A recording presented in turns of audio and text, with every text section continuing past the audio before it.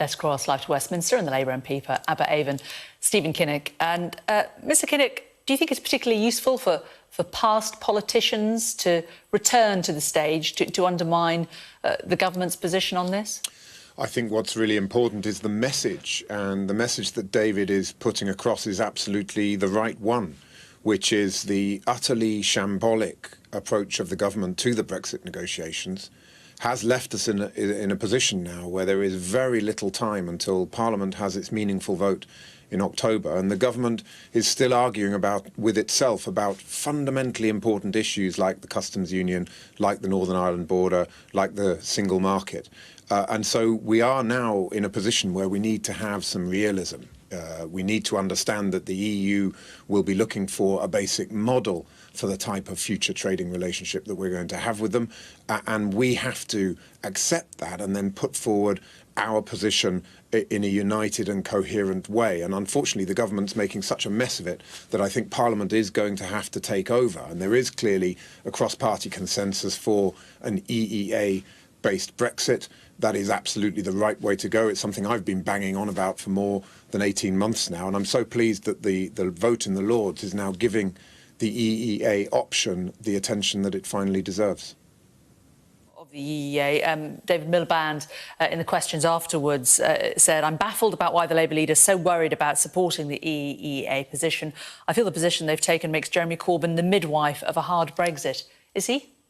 There's a real risk of that happening. My understanding is that Jeremy's concerns about the EEA option are because he thinks that it doesn't allow the state to intervene in industry and in the market, and that is utter nonsense. There are over 800 organisations across the EU where the state owns or has an ownership stake. There are thousands more at regional and local level. There is no reason at all in the EU's treaties why states can't intervene. Nationalisation or renationalisation is absolutely allowed. So I think what I really hope is that Jeremy will understand the fact that there is nothing blocking the implementation of Labour's 2017 manifesto in either the EEA or the EU more broadly. So let's move on from that discussion and have a real discussion about whether or not the EEA option is the most realistic and most productive option for Brexit. I have been saying for a long time that it is. I really hope that our front bench will now come around to that point of view. Isn't it a little rich for the Labour Party to be saying that the government is making a hash of Brexit and they're not all singing from the same hymn sheet when you're having to dredge up a past and failed politician to make, exactly the same point?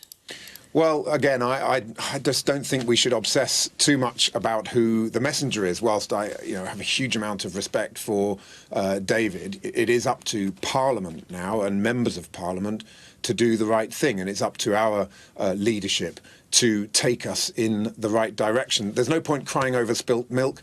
If we had made a positive case for the EEA 18 months ago, I think we could have been in a very different place now and built a really strong cross-party consensus around this and stopped the likes of Jacob Rees-Mogg and that hardcore of Brexiteers running government policy.